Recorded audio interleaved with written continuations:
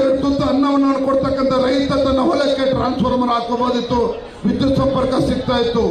ಇವತ್ತು ರೈತರ ಪರವಾಗಿ ಮೊಸಳೆ ಕಣ್ಣೀರು ಆಗ್ತಾ ಇರ್ತಕ್ಕಂಥ ಕಾಂಗ್ರೆಸ್ ಸರ್ಕಾರ, ರಾಜ್ಯದ ಮುಖ್ಯಮಂತ್ರಿಗಳು ಇವತ್ತು ಬರಗಾಲದ ಸಂದರ್ಭದಲ್ಲಿ ರೈತರಿಗೆ ಬರೆ ಎಳಿತಕ್ಕಂಥ ಕೆಲಸ ಮಾಡಿದ್ದಾರೆ.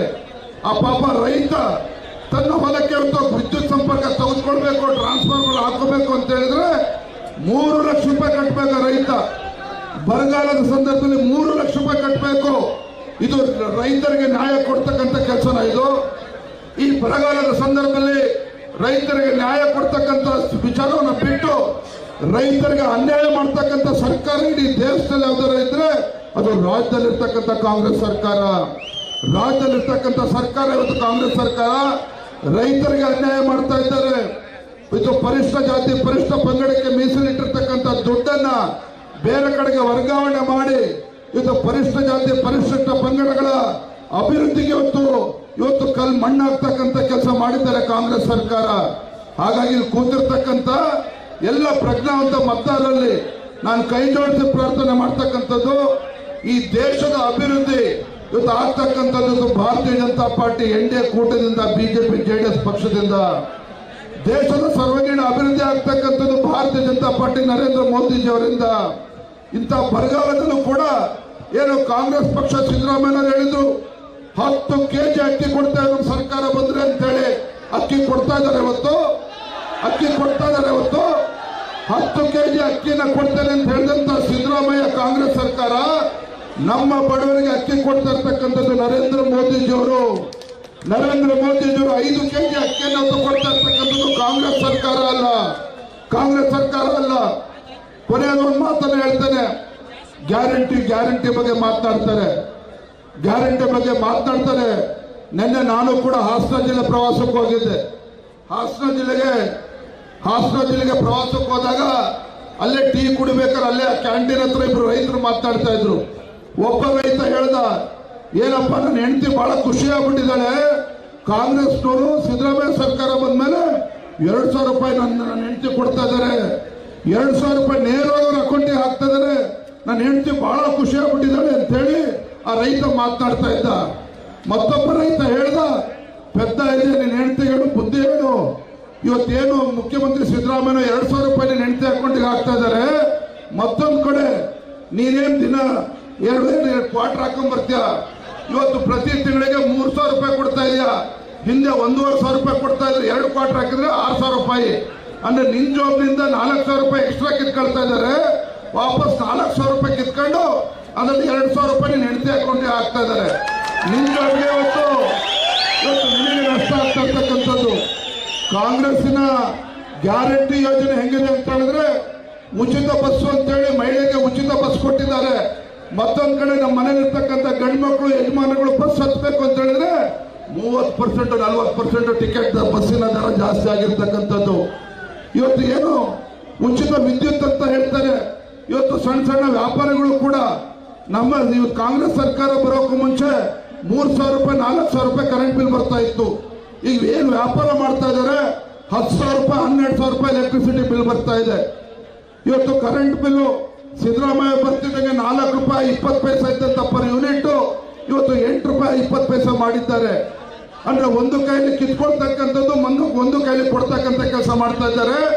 ಒಟ್ಟಾರೆಯಾಗಿ ರಾಜ್ಯದ ಮುಕ್ತ ಜನರಿಗೆ ಅವರ ಕಣ್ಣಿಗೆ ಮಣ್ಣಿರ್ತಕ್ಕಂಥ ಕೆಲಸ ಮಾಡ್ತಾ ಇದ್ದಾರೆ ಕಾಂಗ್ರೆಸ್ ಸರ್ಕಾರ, ಸಿದ್ದರಾಮಯ್ಯ ಸರ್ಕಾರ, DK ಶಿವಕುಮಾರ್ ಸರ್ಕಾರ ಬಿಟ್ರೆ ಇವ್ರಿಗೆ ಯಾವುದೇ ರೀತಿ ಬಡವರ ಪರವಾಗಿ ಕಾಳಜಿ ಇಲ್ಲ, ರೈತರ ಪರವಾಗಿ ಕಾಳಜಿ ಇಲ್ಲ. ಈ ರಾಜ್ಯದಲ್ಲಿರ್ತಕ್ಕಂಥ ಪರಿಷ್ಠ ಜಾತಿ ಪರಿಷ್ಠ ಪಂಗಡಗಳು ಹಿಂದುಳಿದ ವರ್ಗಗಳ ಅಭಿವೃದ್ಧಿಯ ಬಗ್ಗೆ ಚಿಂತನೆ ಇಲ್ಲ. ಕೇವಲ ಗ್ಯಾರಂಟಿ ಅಂತ ಹೇಳಿ ರಾಜ್ಯದ ಜನರಿಗೆ ಮಕ್ಕಳ ಟೋಪಿ ಹಾಕಿ ಮತ್ತೆ ಲೋಕಸಭಾ ಚುನಾವಣೆ ಗೆಲ್ಲಬೇಕು ಅನ್ನೋ ಭ್ರಮೆಯಲ್ಲಿದ್ದಾರೆ. ಇಂಥ ದುಷ್ಟ ಕಾಂಗ್ರೆಸ್ ಸರ್ಕಾರಕ್ಕೆ ಈ ಲೋಕಸಭಾ ಚುನಾವಣೆಯಲ್ಲಿ ತಕ್ಕ ಪಾಠವನ್ನು ನಾವು ಕಲಿಸಬೇಕಾಗಿದೆ.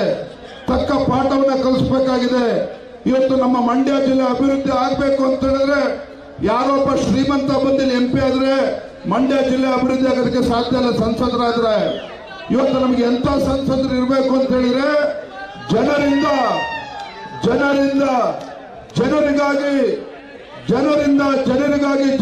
ಜನರಿಗೋಸ್ಕರ ಪ್ರಾಣ ಕೊಡ್ತಕ್ಕಂಥ ಸಂಸದ ನಮ್ಮ ಮಂಡ್ಯ ಜಿಲ್ಲೆಗೆ ಗೆದ್ದು ಬರಬೇಕು. ಕುಮಾರಸ್ವಾಮಿ ಅವರು ಮಾತ್ರ ಇವತ್ತು ಮಂಡ್ಯ ಜಿಲ್ಲೆಗೆ ನ್ಯಾಯ ಕೊಡ್ತಕ್ಕಂಥ ಕೆಲಸವನ್ನು ಮಾಡ್ತಾರೆ. ಎಚ್ ಡಿ ಕುಮಾರಸ್ವಾಮಿ ಅವರು ಮಾತ್ರ ಮಂಡ್ಯ ಜಿಲ್ಲೆಯಲ್ಲಿ ಬಡವರ ಕಣ್ಣೀರನ್ನು ಒರೆಸ್ತಕ್ಕಂಥ ಕೆಲಸ ಮಾಡ್ತಾರೆ ಹೊರತು ಹೊಟ್ಟೆ ತುಂಬಿರ್ತಕ್ಕಂಥವ್ರು ಶ್ರೀಮಂತರು ಬಂದ ಸಂಸದರಾದ್ರೆ ನಿಮ್ಗೇನು ಕೂಡ ಮಂಡ್ಯ ಜಿಲ್ಲೆಗೆ ಉಪಯೋಗ ಆಗೋದಿಲ್ಲ. ಹಾಗಾಗಿ ಜನನಾಯಕರಾಗಿರ್ತಕ್ಕಂಥ ಎಚ್ ಡಿ ಕುಮಾರಸ್ವಾಮಿ ಅವರು ಇವತ್ತು 3 ಲಕ್ಷಕ್ಕೂ ಹೆಚ್ಚು ಅಂತರದಿಂದ ಗೆಲ್ಲಿಸಿ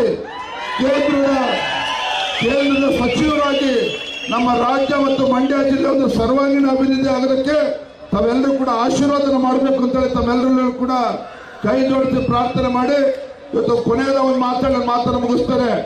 ಇವತ್ತು ದಲಿತರ ಬಗ್ಗೆ ಕಣ್ಣೀರು ಹಾಕ್ತಕ್ಕಂಥ ಮಾನ್ಯ ಕಾಂಗ್ರೆಸ್ ಸರ್ಕಾರದವರು ಇವತ್ತು ಹೇಳಿದ್ರು, ನಮ್ಮ ಮುಖಂಡರು ಹೇಳಿದ್ರು, ಇವತ್ತು ಬಾಬಾ ಸಾಹೇಬ್ ಅಂಬೇಡ್ಕರ್ ಅವರಿಗೆ 2 ಬಾರಿ ಲೋಕಸಭಾ ಚುನಾವಣೆಯಲ್ಲಿ ಸೋಲಿಸಿರ್ತಕ್ಕಂಥವ್ರು ಕಾಂಗ್ರೆಸ್ ಪಕ್ಷದವರು. ಇವತ್ತು ಬಾಬಾ ಸಾಹೇಬ್ ಅಂಬೇಡ್ಕರ್ ಅವರಿಗೆ ಭಾರತ ರತ್ನ ಕೊಟ್ಟಿರ್ತಕ್ಕಂಥದ್ದು ಇವತ್ತು ಅಟಲ್ ಬಿಹಾರಿ ವಾಜಪೇಯಿ ಅವರ ಮನೆಯ ಮೇರೆಗೆ ಅಂದ್ರೆ VP ಸರ್ಕಾರ ಕೊಟ್ಟಿರ್ತಕ್ಕಂಥದ್ದು. ಇವತ್ತು ಬಾಬಾ ಸಾಹೇಬ್ ಅಂಬೇಡ್ಕರ್ ಅವರ 5 ಪಂಚ ಸ್ಥಳಗಳನ್ನ ಇವತ್ತು ಅಭಿವೃದ್ಧಿಯನ್ನು ಪಡಿಸ್ತಾ ಇರ್ತಕ್ಕಂಥದ್ದು ನರೇಂದ್ರ ಮೋದಿ ಸರ್ಕಾರ ಇವತ್ತು. ಹಾಗಾಗಿ ಮೊಸಳೆ ಕಣ್ಣೀರು ಆಗ್ತಕ್ಕಂಥ ಕಾಂಗ್ರೆಸ್ ಸರ್ಕಾರ ಬಾಬಾ ಸಾಹೇಬ್ ಅಂಬೇಡ್ಕರ್ ಬಗ್ಗೆನೂ ಕಾಳಜಿ ಇಲ್ಲ, ಬಡವರ ಬಗ್ಗೆನೂ ಕೂಡ ಕಾಳಜಿ ಇಲ್ಲ. ಇಂಥ ಸರ್ಕಾರಕ್ಕೆ ತಕ್ಕ ಉತ್ತರವನ್ನು ಲೋಕಸಭಾ ಚುನಾವಣೆಯಲ್ಲಿ ನೀವು ನೀಡ್ತೀರ ಅನ್ನೋ ವಿಶ್ವಾಸ ನನಗೆ ಸಂಪೂರ್ಣ ಆಗಿದೆ ಅನ್ನೋ ಮಾತನ್ನು ಹೇಳ್ತಾ ತಮ್ಮೆಲ್ಲರೂ ಕೂಡ ನಾನು ಭಗವಂತನಲ್ಲಿ ಪ್ರಾರ್ಥನೆ ಮಾಡ್ತಕ್ಕಂಥದ್ದು ಇಷ್ಟನೇ. ಮುಂದಿನ ಲೋಕಸಭಾ ಚುನಾವಣೆಯಲ್ಲಿ ಮಾನ್ಯ ಎಚ್ ಡಿ ಕುಮಾರಸ್ವಾಮಿ ಅವರು 3 ಲಕ್ಷಕ್ಕೂ ಹೆಚ್ಚು ಅಂತರದಿಂದ ಗೆದ್ದು ಬರಬೇಕು, ಕೇಂದ್ರದ ಸಚಿವರಾಗಿ ಬರಬೇಕು. ನಾವು ಭಗವಂತನಲ್ಲಿ ಪ್ರಾರ್ಥನೆ ಮಾಡ್ತಕ್ಕಂಥದ್ದು ಇನ್ಮುಂದಾದರೂ ಸರಿಯಾದ ಸಮಯಕ್ಕೆ ಮಳೆಯಾಗಿ ಸರಿಯಾದಂಥ ಬೆಳೆಯಾಗಿ ರೈತರು ನೆಮ್ಮದಿಯಿಂದ ಬಾಳಿ ಬದುಕ್ತಕ್ಕಂಥ ಒಳ್ಳೆ ದಿನಗಳು ಬರಲಿ ಅಂತೇಳಿ ಭಗವಂತನಲ್ಲಿ ಪ್ರಾರ್ಥನೆ ಮಾಡಿ ನನ್ನ ಮಾತುಗಳನ್ನು ಮುಗಿಸ್ತಾ ಇದ್ದೇನೆ. ಬಲೋ ಭಾರತ್ ಮಾತಾ ಕಿ, ಬಲೋ ಭಾರತ್ ಮಾತಾ ಕಿ. ನಮಸ್ಕಾರ.